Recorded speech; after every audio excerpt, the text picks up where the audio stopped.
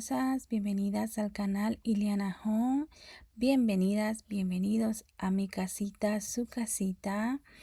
Chicas, hoy voy a estar haciendo una limpieza y depuración de mi sala.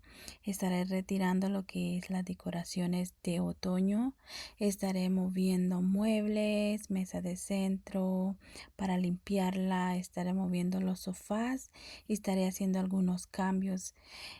También estaré quitando el espejo, los muebles los estaré moviendo del lugar. También estaré quitando las cortinas.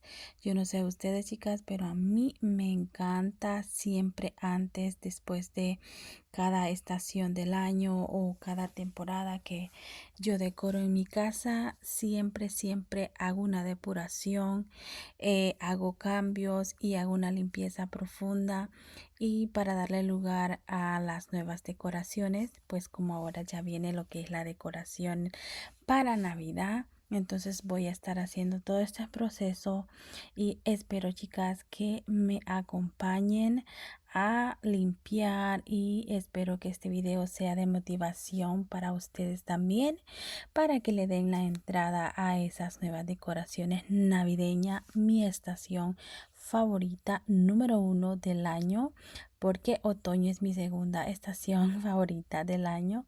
Así es que bueno, nada más que decirte que me acompañes, y que si eres nuevo o nueva en este canal, te invito a que te suscribas si aún no lo has hecho. Es totalmente gratis, y activa la campanita para que YouTube te envíe notificaciones de cada vez que se suben videos a este canal. Y si eres parte de esta familia, muchísimas gracias por estar aquí.